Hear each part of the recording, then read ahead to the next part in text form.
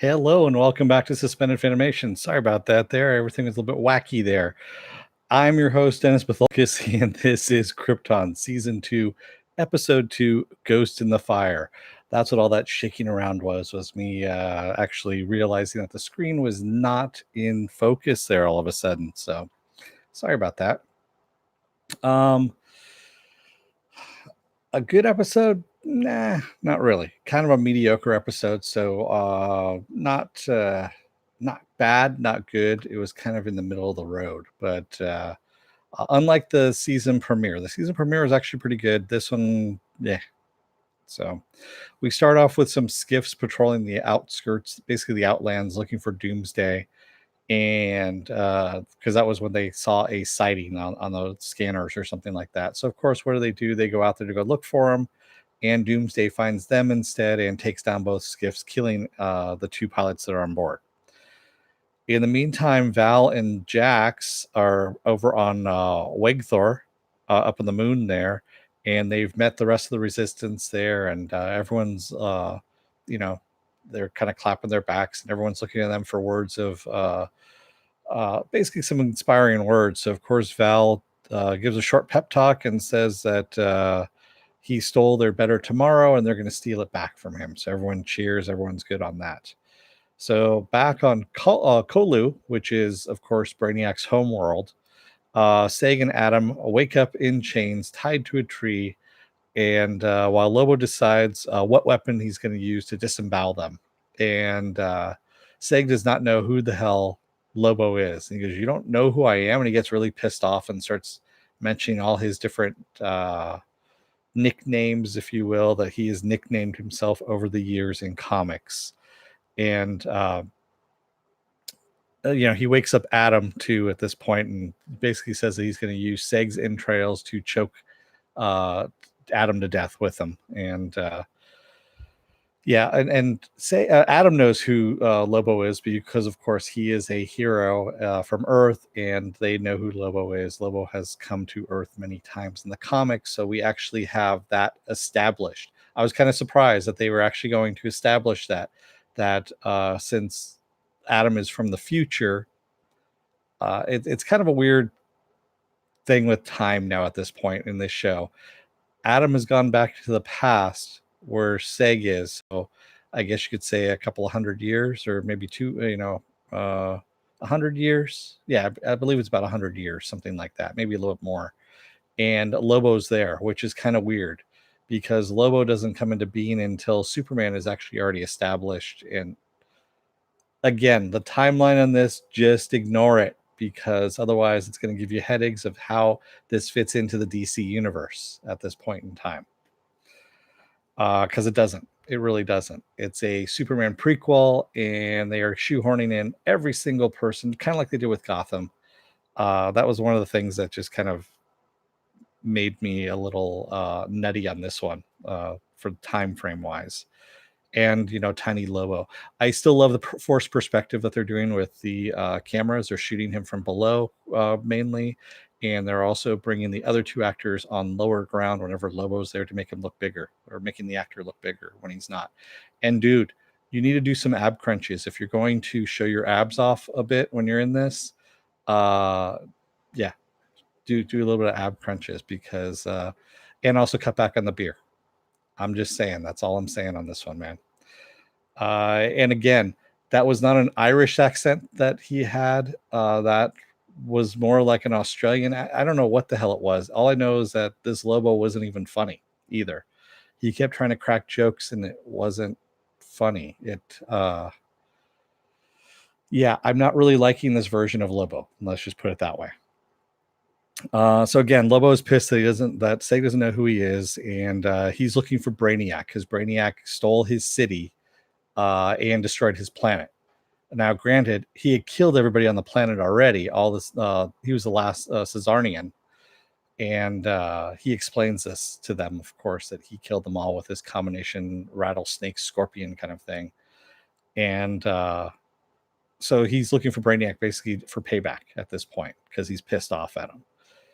And Seg tells him, we already killed Brainiac, and makes a deal that we'll take you to the body, and if we take you to the body, you're going to let us go. And Lobo agrees to it. So in the meantime, and the other thing too is, I'll get to that in a minute. Lita actually and Zod are talking about losing troops to Doomsday, and Lita wants to go up to Wegthor and train the new troops themselves, because all the new troops are basically were nobles and things like that, all lesser houses than Zod, and she wants to train them and turn them all into Sagittari. And Zod's like, nope, you're going to stay here, because he knows something's going to happen in the future here, of course. And he wants to keep her close by his side, because, of course, that's his mom. And he doesn't want her to die, because then he doesn't exist, is what's going to happen. In the meantime, Nyssa gets taken to Wegthor as a prisoner. We see her just dumped out on the planet, and he tells her the mines are over that way, and here's a breather for you, and good luck, kind of thing. One of the guards who lets her go out there. In the meantime, Lobo is pissed that Brainiac, has been destroyed, and he's scanning it. He goes, I'm going to check and just make sure this is actually him. So he's scanning it, and he goes, Brainiac's not here. There's nothing left of, there's no residual effect of him. And Seg actually told Adam, he goes, he's not going to find Brainiac, because he already knows what's going on. And the sensor that was initially set off when they set foot on the planet that said shithead detected still is identifying Brainiac on the planet. So it wouldn't be going off if Brainiac wasn't there. And they're trying to figure out what's going on. And we end up, excuse me here. I actually need to take a look at my notes and see what I put there. So in the meantime, we see Jaina Zod. She's out in the Outlands with her brother, and she is surviving. She goes, who knew that, you could adapt out here and actually learn to breathe? All this time we thought no one could breathe out here, when all it does is take time for your body to adapt. And so she's also talking to her brother that she keeps thinking about the myth of how Krypton was born. And basically it's like the Phoenix story, only this person who came about as the Phoenix ends up creating Krypton. Don't know why that's important, but we will find out here in a little bit. In the meantime, Lita is beating the shit out of the new troops that she's got going on. And she's calling it training, of course, that the troops need to train on this. And she grabs a guy that kind of reminds her of Seg. He looks like Seg. She keeps seeing flashes of him as Seg every time. And she brings him over to train him, and basically takes him down to the ground, is going to break his arm, and tells him to beg for mercy. And he's not going to at first. And finally he does. And when he does, she sees Seg begging for mercy. So this is her getting her revenge, I guess you will. It's kind of a weird thing. Hey, Joe Greer, big fan of the Phoenix mythology. Plus, it's a name for a great band from France. Yeah. And also a ship, too, if you have a spaceship that likes to crash a lot. So, in the meantime, Lobo sees, like I said, when he sees Brainiac's body, and he realizes that Brainiac isn't in it. The scanner goes off, and we realize that Brainiac is inside Seg at this point. Lobo realizes it too, and he says, well, you know what? He goes, I'm going to get it out of you, is what he says, and decides that he's going to fight Seg at this point. And yeah, he throws his hook at Seg, and Seg, waves his hand and sends the hook into the tree. And we've realized that Seg actually has some Brainiac powers now at this point. So we cut back over to Val, Jax, and Nyssa. Nyssa tells them that Zod basically sent her there to spy for him on them, on the Resistance. And that, of course, she wouldn't turn anybody in, but he's got cor-vex, and so she's doing what she's told. She's going up there, but she also got a little bit of tidbit of advice from a former guard that's still loyal to her father, and that there's going to be a solar flare in a couple of hours, and that's going to be when they are transporting supplies from Wexthor back down to Krypton via the space elevator. And by the way, the space elevator thing is a real science thing that people have been working on. Yes, so it can happen. It's just, it's kind of a weird thing. That's all I'm going to say. It's nothing that we can do technologically at the moment, but it is something that has been theorized as being true. So it's kind of cool seeing that in a sci-fi series or show. So in the meantime, Jax is going to go check out her information, and she leaves Val in charge of Nyssa at this point, and just basically tells her to keep an eye on her because she doesn't trust her at all. Seg and Lobo are fighting, of course, at this point. Seg realizes he has telekinesis and telepathy as he kind of blasts out his thoughts into Adam's head, and Adam's like, "Whoa, man, keep it down a little bit." So he keeps besting Lobo a little bit, then Lobo bests him, and at one point he's got Seg on his knees and talks to Brainiac, and he says, "You know what? I'm gonna beat you out of this kid," is what he tells Seg, or as he calls him, Seagull. Because Seg called himself Segal, and he goes, "Seagull? Ah, that's great, Seagull. Wouldn't a space elevator break because of the rotation and orbit of Krypton's moon? You would think, but there are some ways around it." So, yes, that's one of the reasons why no one has ever tried building one of those things. Also, the cost is really freaking enormous. But that's neither here nor there. This is sci-fi, so there we go. So Seg at one point, he's gonna punch Seg in the face and kill him, and we see that Seg's eyes kind of black over. He ends up fighting a little bit, but Lobo still gets the better hand on him and actually puts him in a chokehold and brings him up off of his legs. So it looks like he's going to be down and out for the count. So in the meantime, jax-ur confirms Nyssa's information, and that they see all the supplies moving down towards the elevator in the southern route. They're going to interrupt that supply line when the solar flares come. And then Jax asked Nyssa if she got the information that she needed from her father, and that's when she said, before he died, and she goes, "No, she didn't." And so, Jax is like, "Yeah, that's just like your dad, stubborn to the end. He won't give up any information at all." And in the meantime, Lobo is beating the shit out of Seg. I mean, just beating the shit out of him. And Adam ends up picking up Lobo's gun and blowing a hole through his stomach because he knows that Lobo can actually regenerate. And he tells Seg, "We need to run. He's going to regenerate. We need to run." And we see Lobo's stomach actually healing back up again. So in the meantime, Jaina realizes that people can adapt and survive, again, out in the Outlands. We already said this. And what she did to her brother, Lita did to her, and that the House of Zod basically builds killers, which she regrets doing. So it took her almost dying in order to learn this lesson. Lita, in the meantime, dismisses all the troops after training there, except for the not Seg, as I call him. He's actually Cadet Rand, is what his name is. And she starts kind of coming on to him a little bit, and he goes to go touch her, and she goes, "No, he wouldn't touch me like that."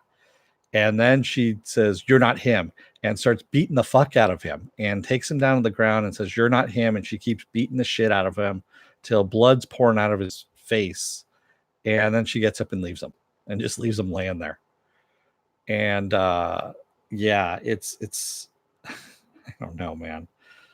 It was a very weird thing. We're seeing Lita losing her shit. We saw it in the end of season 1 that she was kind of losing her mind.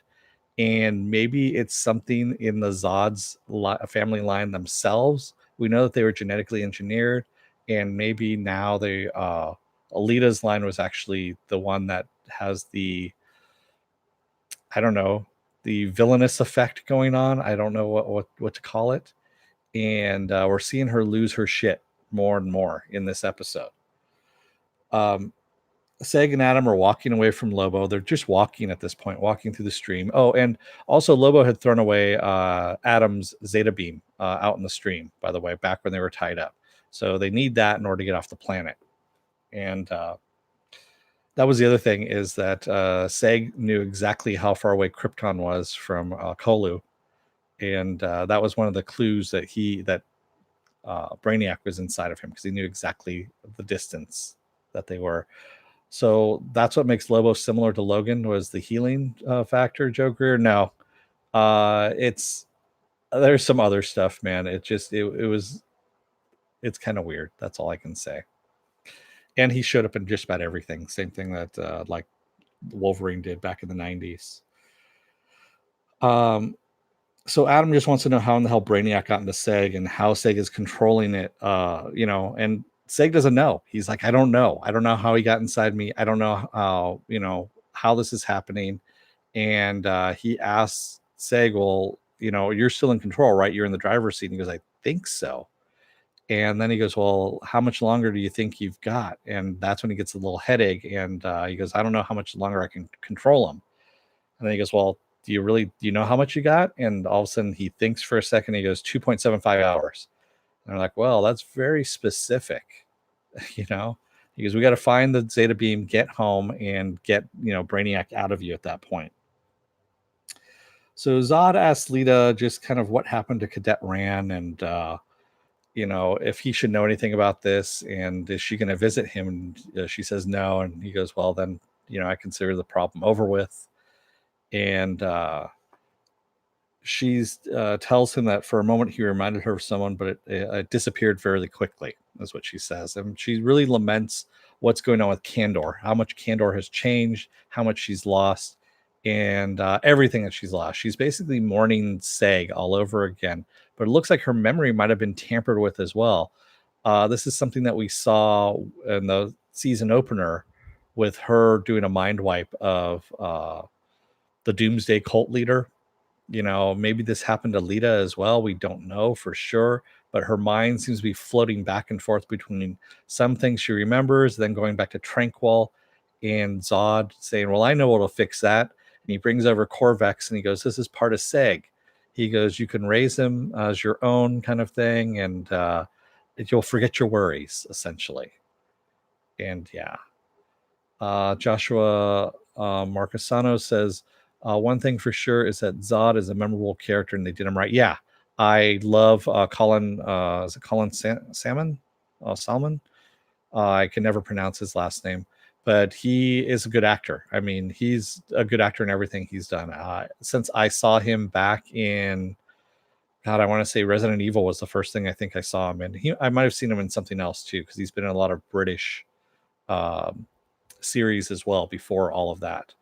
And he's a solid actor, and he's a good character actor as well. He's someone that if you want to bring him in to do a good characterization, as long as you tell him what it is, boom, he nails it.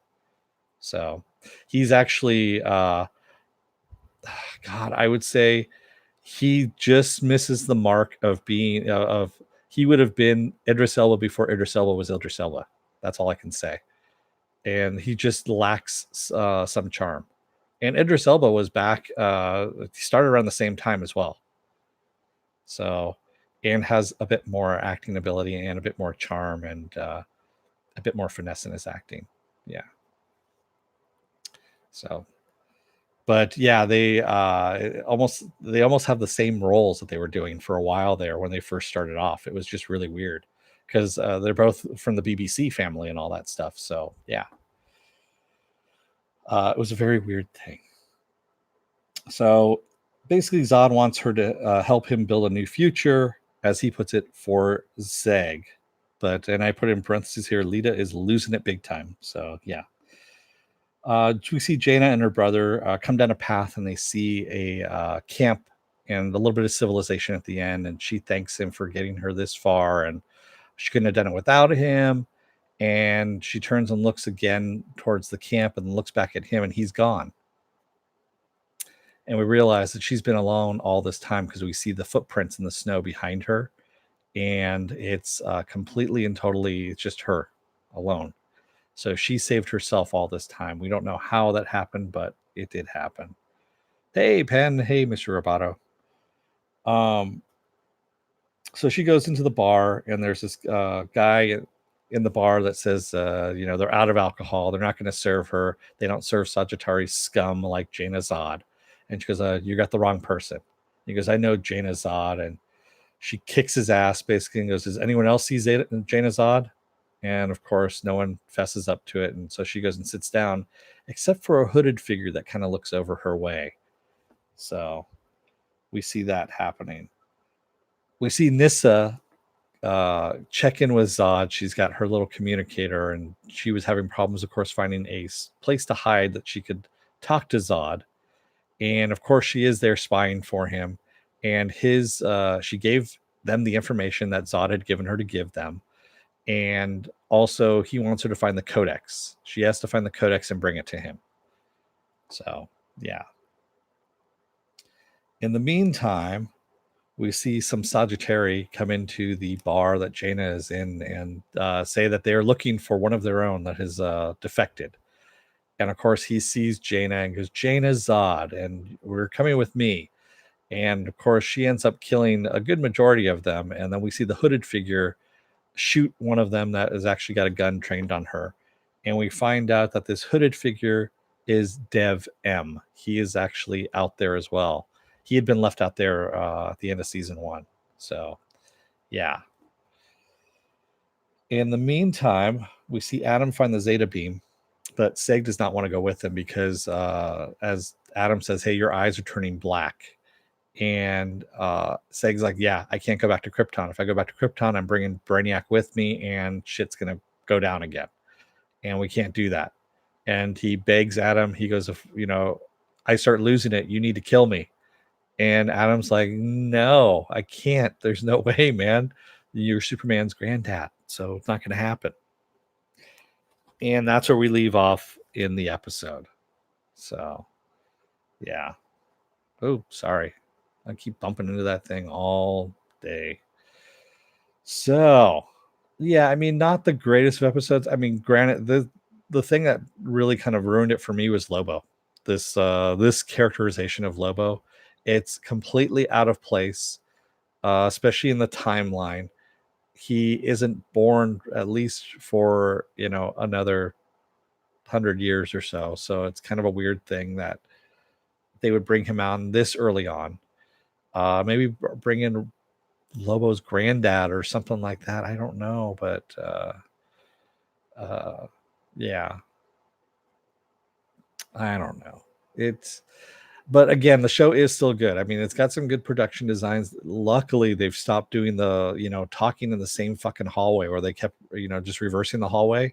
That was what season 1 was all about. Was people were in the same hallway, but they kept changing little things here and there and trying to show that it was a different hallway, but it wasn't. It was still the same damn hallway. Now they've gotten away from that, luckily. So I think they got a little bit more money in their budget, and now they've got a new location with Wexlor and all that kind of stuff. So, what did you guys think? Did anyone watch it, or are you guys just here for the ambiance? Yes, I did like that Crap Town when the Lobo asks, where Seg is. Seg says, I got to get back to Krypton. He goes, Crap Town? That sounds like a bad show. He goes, I'd watch Crap Town. I'd watch the shit out of Crap Town. That was about the only thing that was funny. So do you like it enough that you won't be adopting the Crap Town name? I won't be. I still like Krypton.